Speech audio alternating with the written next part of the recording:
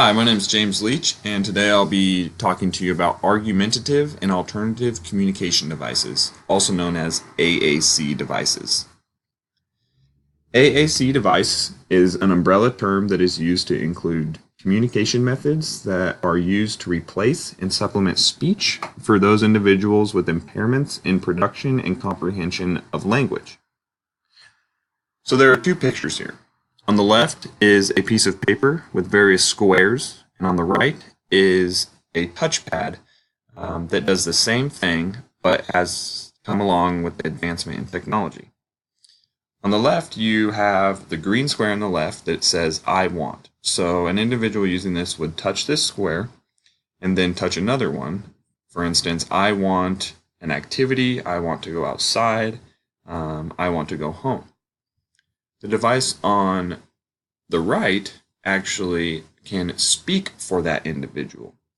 So if the individual, as it says, I want to play, the device here can actually speak for them. So it will say, I want to play.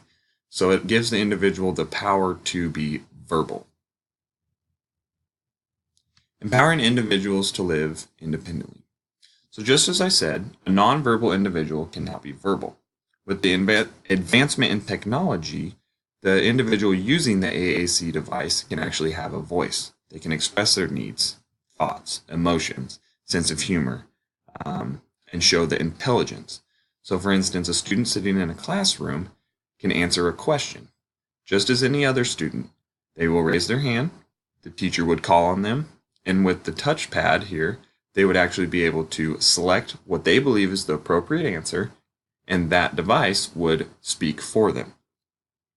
Through this, using the AAC devices, these individuals can also develop relationships with other individuals.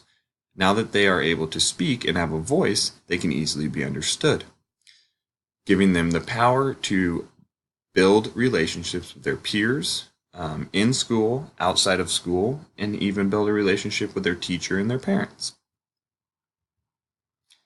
AAC's contribution to society. AAC devices allow individuals with impairments to contribute to the environment around them. These devices allow them to speak. They allow them to give their opinion, show their emotion. It allows them to contribute to their environment in multiple ways that they may have never been able to before. AAC devices can help a wide range of individuals. These devices can either be a lifelong addition. So for someone that may have cerebral palsy, may have autism, or develop Parkinson's disease, these AAC devices may be something that is lifelong. But AAC devices can also help in other situations that are more of a temporary aid. For example, someone that has an injury to their vocal cord and cannot speak for a while. One of these AAC devices would come into play to allow the individual to, again, express their voice. Tell other people what they want, what they need, how they feel. They do not have to be just for someone with an impairment. It can be someone with a temporary injury as well. Some challenges that come along with using an AAC device. The user can only communicate what is on the device.